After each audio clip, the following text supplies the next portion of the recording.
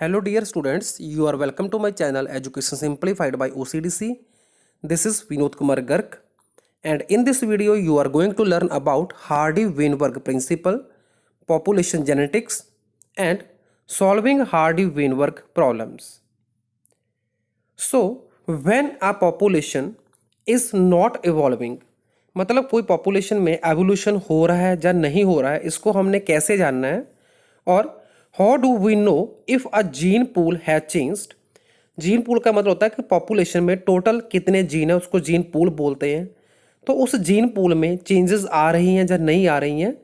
So the Hardy Weinberg principle can help answer these questions. मतलब Hardy Weinberg principle हमें बताएगा कि एवोल्यूशन हो रहा है या नहीं हो रहा है, जीन पूल में चेंज हुआ है या नहीं हुआ है।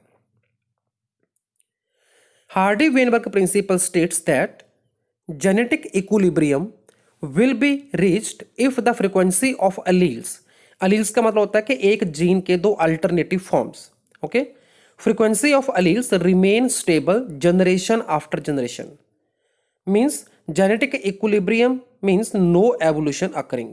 मतलब अगर फ्रीक्वेंसी सेम है तो इसका मतलब यहाँ पे कोई एवोल्यूशन नहीं हो रहा है, कोई change in the frequency of alleles नहीं हो रही है।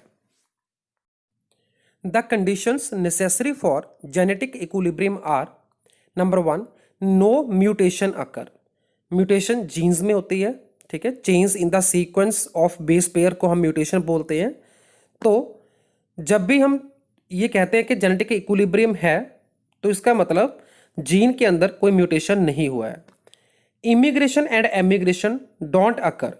इमिग्रेशन का मतलब है कि पॉपुलेशन में कोई मेंबर ऐड हुआ है, और एमिग्रेशन का मतलब है पॉपुलेशन से कोई मेंबर बाहर गया है, एलिमिनेट हुआ है, ठीक है। So it don't occur, population is isolated from the other population, there is no gene flow.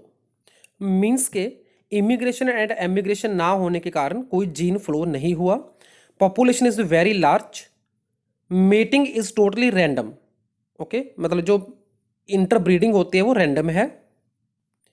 And next condition है all individual survive and reproduce equally, मतलब सभी इंडिविजुअल सर्वाइव करते हैं, सभी रिप्रोड्यूस करते हैं। There is no natural selection, मतलब particular selection नहीं है कि पर्टिकुलर कोई इंडिविजुअल ही जो है वो रिप्रोड्यूस करेगा। It is virtually impossible to meet these condition, मतलब जो भी कंडीशन जेनेटिक इक्विलिब्रियम के लिए नेसेसरी हैं तो इसको मीट करना इम्पॉसिबल है, मतलब ये कंडीशन पॉसिबल नहीं होती कि एग्जिस्ट करें। Allelic frequencies do change in the population, मतलब ये फ्रीक्वेंसी चेंज होती है, therefore evolution occurs. Main application of this principle is calculating allele and genotype frequencies, मतलब किस अलील की कितनी फ्रीक्वेंसी है टोटल पॉपुलेशन में और किस जीनोटाइप की कितनी फ्रीक्वेंसी है total in the population, okay. तो ये हार्डी-वेन प्रिंसिपल का जो मेन एप्लीकेशन है। In a population the sum frequency of allele will be equal to 1, so this can be expressed with the equation p plus q is equal to 1, where p is frequency of dominant allele and q is the frequency of recessive allele, ठीक है। एक population के अंदर जो genotype होता है उसमें एक अलील डोमिनेंट होता है, एक अलील रिसेसिव होता है। सो दोनों की फ्रीक्वेंसी को हम पी एंड क्यू के साथ डिनोट किए हैं। हार्डी-वेनबर्ग जो प्रॉपर इक्वेशन है that is P square plus 2pq plus Q square is equal to 1, where P square is the frequency of individual homozygous for the dominant allele, okay. जो homozygous dominant genotype होगा उसकी frequency P square होगी। जो 2pq है that is the frequency of a heterozygous individual and q square is the frequency of individual homozygous for recessive allele, okay. So जो तीनों का sum होगा that will be equal to 1। This is Hardy Weinberg equation. So now you will know how to solve Hardy Weinberg principle problems. In a population of 1,30,000 magical mice, green fur is dominant, okay. तो यहाँ पे 1,30,000 total population है माइस की, जिसमें जो green colour है फर का वो डोमिनेंट है over the orange colour. If there are 300 orange mice in a population, 1,30,000 में 300 जो माइस है वो उनका जो फर कलर है that is orange.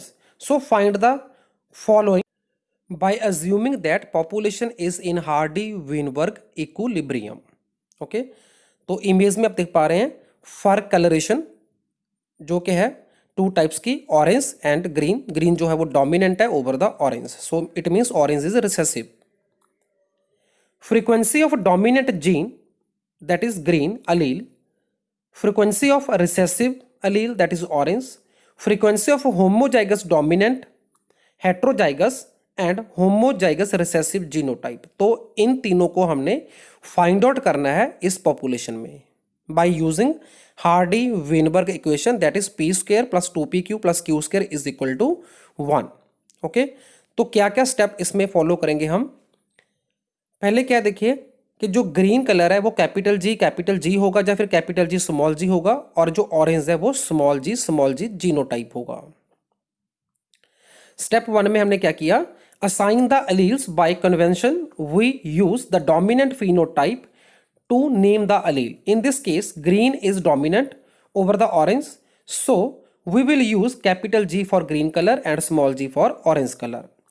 Okay, assign p to the frequency of capital G, क्योंकि कैपिटल जी डोमिनेंट है तो डोमिनेंट की फ्रीक्वेंसी को हम पी के साथ डिनोट करेंगे. ओके, और assign Q to be the frequency of G small G. तो स्मॉल जी हमारे पास ऑरेंज कलर है, ठीक है, ऑरेंज फॉर द अलील, तो उसके लिए हम जो उसकी फ्रीक्वेंसी है उसको हम क्यू के साथ डिनोट करेंगे. सो स्टेप 2 में हमने क्या करना है, the number of homozygous recessive individual is q square, ठीक है, नॉट क्यू. जो होमोजाइगस रिसेसिव जीनोटाइप है उसका नंबर हमारे पास है q square. So to find the q we will take square root of the q square. तो q square हमारे पास हुआ है क्योंकि हमें इसकी जो पॉपुलेशन है वो गिवन है 300, ओके, रिसेसिव की. तो 300 ओवर 1,30,000, तो इसकी फ्रीक्वेंसी आ गई हमारे पास 0.002, और क्यू हम निकालेंगे इसका रूट निकालकर, that is 0.04. Now we will calculate p. The sum of the frequencies of both allele must be equal to 1. So P plus Q 1 है हमारे पास, ठीक है. तो P हमारे पास हो गया 1 माइनस Q. Q की वैल्यू हम निकाल चुके हैं 0.04. सो P की वैल्यू हमारे पास आ गई 1 माइनस 0.04, दैट इज 0.96, ठीक है. तो अभी तक हमने P और Q की जो वैल्यू है वो निकाल ली है. Done. Now use P and Q to calculate the remaining genotype. तो P स्क्वायर की वैल्यू जो है वो आएगी 0.96 का स्क्वायर, दैट इज 0.92, क्योंकि P की वैल्यू हम निकाल चुके हैं. तो P स्क्वायर की वैल्यू निकालने के लिए हमने उसका स्क्वायर कर दिया, तो ये होगा 0.92.